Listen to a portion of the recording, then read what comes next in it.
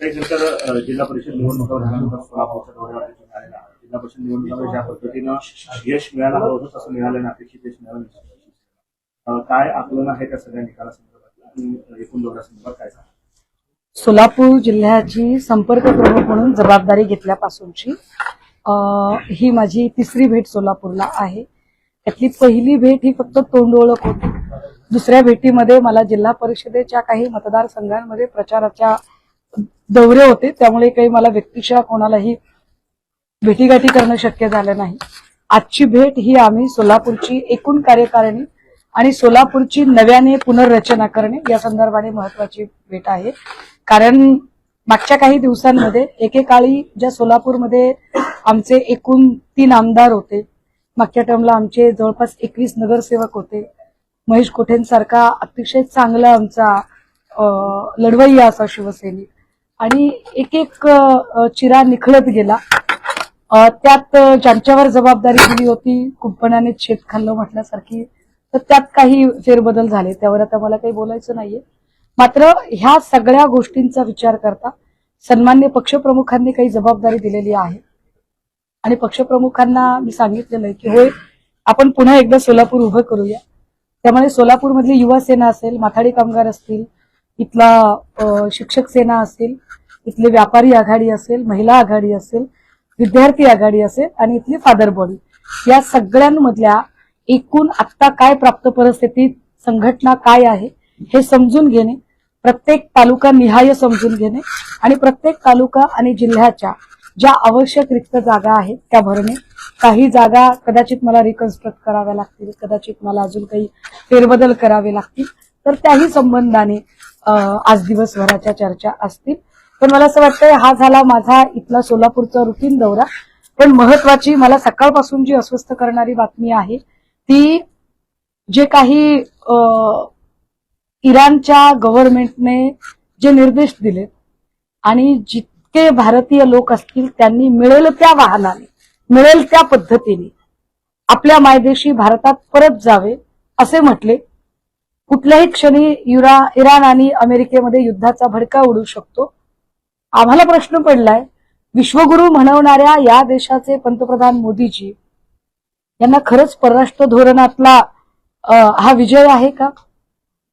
कारण एकीकडे विश्वगुरूंचे सगळे भक्तगण आणि भाजपचे तमाम त्यांची री ओढणारे आणि सकाळपासून संध्याकाळपर्यंत भाटगिरी करणारे लोक जे सांगतात की पापाने युक्रेन की वॉर रुकवा दी थी, जर युक्रेनचं युद्ध तुम्ही थांबवू शकता तर आपल्याच लोकांना आज अगदी मिळेल त्या वाहनाने तुम्ही मिळेल त्या पद्धतीने जसं जमेल तसं तुम्ही भारत गाठा असं इराण गव्हर्नमेंट सांगत आहे.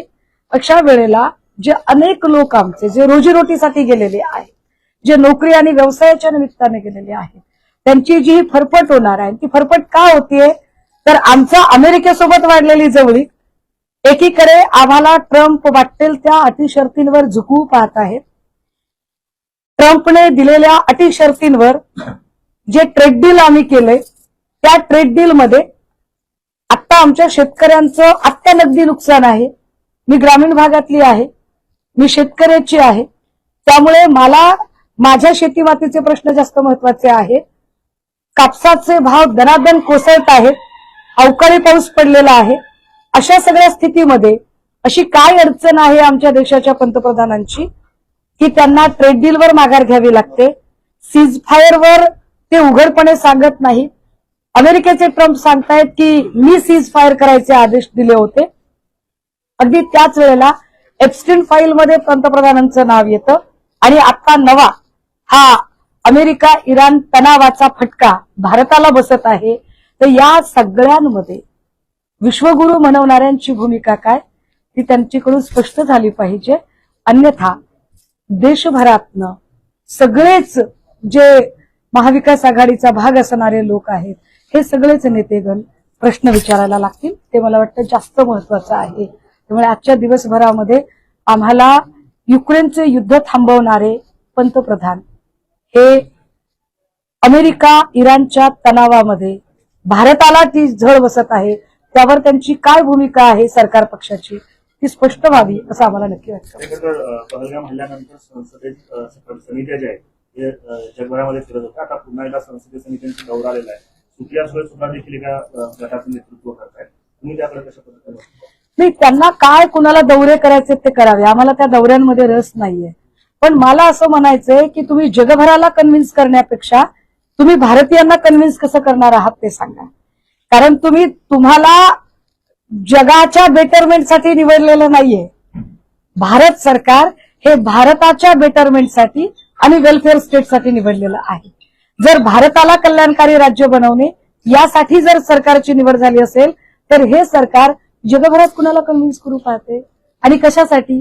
आणि जर यावर असं म्हणणं असेल की जगभरात आमचे आंतरराष्ट्रीय संबंध चांगले राहावे आणि परराष्ट्र धोरण आमचं सुधारावं म्हणून आम्ही हे करत आहोत, तर मग तुमचं परराष्ट्र धोरण का सुधारत नाहीये? का अमेरिकेसोबत तुम्हाला ट्रेड डील तुमची अपयशी ठरतेय? का तुम्हाला अमेरिकेच्या सगळ्या अटी शर्ती सहन कराव्या लागतायत?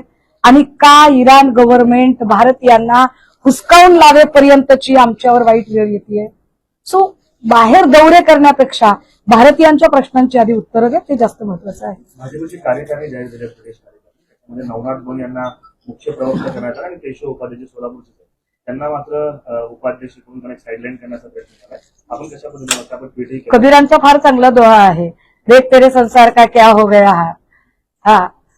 तर त्याच्यामधला मला पुढचा दोहा अजिबात उच्चारायचा नाहीये. परंतु ही नवी भाजपा आहे, ही फडणवीसांची भाजपा आहे. त्यामुळे सत्ता स्थानी पोहोचण्यासाठी संघर्ष केलेल्या लोकांनी फक्त सतरंज्या उचलायच्या आहेत. या बसा, आम्ही तुमच्यासाठी रेड कार्पेट टाकतो एवढंच म्हणायचं आहे. मला उपाध्यांच्यासाठी खरंच वाईट वाटतंय. उपाध्यांची अवस्था नुसता जमुरे बैठ जा, जमुरे उठ जा, जमुरे ताली बजा एवढीच काय ती राहिलेली आहे आणि हे वाईट आहे. भंडारी असतील, उपाध्ये असतील, मला खरंच या लोकांसाठी वाईट वाटतं.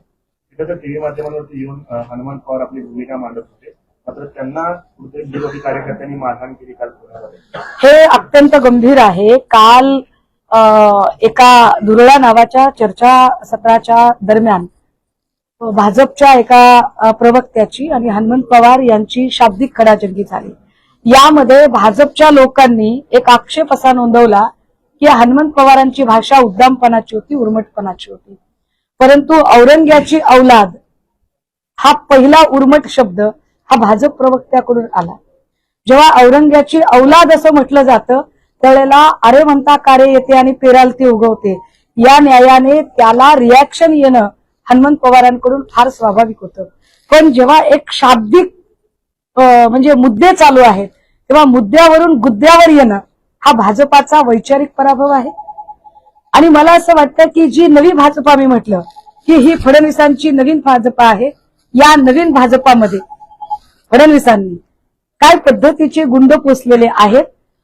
मला असं वाटतं की तुषार दामगुडेंना आता मोठं पद मिळायला हरकत नाही, कारण फडणवीसांना अपेक्षित असणाऱ्या नव्या भाजपातले पद मिळवण्यासाठीचे सगळे निकष आता दामगुडेंनी पूर्ण केलेले आहेत. पण या निमित्ताने संसदीय लोकशाही व्यवस्था पुन्हा एकदा हाताळायला आणि गृहमंत्री म्हणून कामकाज बघायला फडणवीस अपयशी ठरलेले आहेत. या त्यांच्या एकूण उदाहरणात अजून एका कालच्या उदाहरणाची भर आहे. अर्थसंकल्पीय अधिवेशन सुरू आहे. कंत्राटदारांचे 77,000 कोटी रुपये अजून प्रलंबित आहेत. उलट त्यांना शासन निर्णय काढण्यात आला की पैसे वितरित करण्यात यावे. ऑक्टोबर महिन्यातला शासन निर्णय, मात्र अजूनही पैसे वितरित झालेले कंत्राटदार आत्महत्या करतायत, सगळं प्रश्न उपस्थित करतायत. मुख्यमंत्र्यांकडून वेळ दिला जातो. कंत्राटदारांचे पैसे द्यायला तिजोरीत पैसा नाही. लाडकी बहीणचे पैसे देण्यासाठी सारथी, बार्टी, महाज्योतीचा निधी वळवला जातोय. सामाजिक न्याय खात्याचा निधी इकडे वळवला जातोय. अगदी त्याच वेळेला अनेक असे प्रकल्प आहेत की जे महत्वाकांक्षी प्रकल्प ठप्प झालेले आहेत. कितीतरी योजना, संजय गांधी निराधार योजना असेल किंवा पेन्शन योजना असतील, त्याचे पैसे लोकांचे द्यायचे राहिलेले आहेत. परंतु सरकारच्या जाहिराती मात्र थांबत नाहीत. ज्या कंत्राटदारांना आता चेक दिलेले आहेत ते चेक उद्या वटतीलच याची काय गॅरंटी? आणि असे चेक बाउन्स झाले तर कंत्राटदार त्यावरती फिर्याद सुद्धा व्यक्त करू शकत नाहीत, मांडू शकत नाहीत. कारण एकाने फिर्याद देण्याचा प्रयत्न केला ना की मी ठेकेदार आहे, मला माझं बिल द्या असं म्हणायला गेलेल्या रोहित आर्याला गोळ्या घालून मारलं गेलं. मग आता त्याला काय आतंकी नक्सली काय करार द्यायचा ते देतील. म्हणजे एकीकडे एकतर तुम्ही कामच देणार नाही इथल्या ठेकेदारांना, आत्मनिर्भर भारतच्या तुम्ही जाहिराती करणार, अरबोखरबोच्या जाहिराती, आणि त्याच वेळेला भारतीय आणि महाराष्ट्रातल्या लोकांना तुम्ही अजिबात कंत्राट द्यायचं नाही. देताना ते आंतरराष्ट्रीय कंपनीला द्यायचं, आणि इथल्या कंत्राटदारांनी इकडून तिकडून काम केलं तर त्यांचे पैसे द्यायचे नाही. चेक देताय पण तिजोरीत पैसे नाहीत, आणि चेक नाही वटला म्हणून पैसे मागायला जर गेला एखादा तर त्याची रोहितार्या करून टाकू. गंभीर आहे, वाईट आहे हे सगळं. खरंच किरीट सोमय्या मालेगावी पोहोचतायत ते खुद एमआयएम पक्षाच्या वतीनं महापौर असतील उपमहापौर असतील त्यांना विरोध करतायत तिथे घेऊन. म्हणजे ते आपले मुलुंडचे HD व्हिडिओ स्पेशालिस्ट. असेल काय माहित नाही, कदाचित आता तिकडे जाऊन काय असो, मला तर त्यावर काही बोलायचं नाही. पण मुळात सोमय्या यांचा तो मुस्लिम केल्याशिवाय, हा हिंदू तो मुस्लिम, हा मराठा तो ओबीसी, हा धनगर तो माळी, हे केल्याशिवाय भाजपचं दुकान चालत नाही. त्यामुळे भाजपचं दुकान चालवण्यासाठी सोमय्या, जगताप यासारखे अनेक विखारी लोक असे काय म्हणतात त्याला, अशी खुली सूट देऊन फिरत आहेत. त्यापैकीच एक त्यांचा मालेगाव दौरा असू शकतो.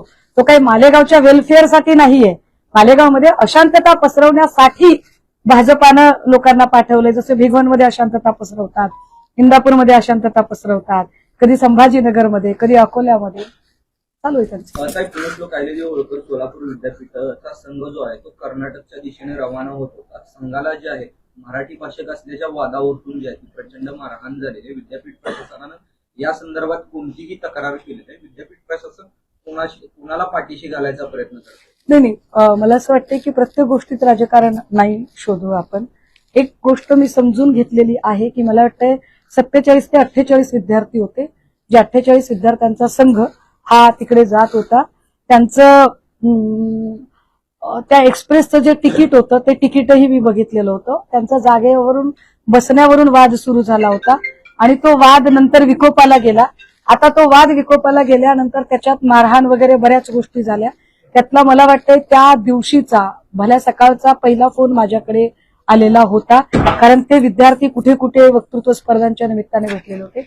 आपण तो सगळा वाद समजून घेतला होता, आणि त्यावेळेला त्यांची टीसी वगैरे त्या संबंधित RPFशी बोलून त्यांची जाण्याची व्यवस्था पण केलेली होती. मात्र या संबंधाने तो भाषिक आहे का नाही हे तपासावं लागेल, एक, किंवा त्याच्यात अजून काही कंगोरे आहेत का ते बघावे लागतील. पण एक नक्की आहे, जे आपण म्हणताय तो अत्यंत व्हॅलिड मुद्दा आहे, की जेव्हा विद्यार्थी बाहेर पडतात, संघ म्हणून बाहेर पडतात, तेव्हा त्याची पहिली जबाबदारी ही विद्यापीठांवर येते. कारण विद्यापीठांच्या भरोशावर पालकांनी आपले विद्यार्थी पाठवले असतात. दरम्यानच्या काळात जर एखाद्या विद्यार्थ्याचा काही घातपात झाला असता, त्याच्या जीवाचं बरं वाईट झालं असतं, तर त्याची जबाबदारी कोणी घेतली असती. त्यामुळे निश्चितपणे विद्यापीठांनी याच्या संबंधाने योग्य ती कायदेशीर पावलं उचलायला हवी, या मताचे आम्ही नक्की आहोत. बाकी नंतरचा जो आपण मुद्दा म्हणताय तो तपासात मला वाटतं निष्पन्न होईल, आणि त्यावरती तपास झाला पण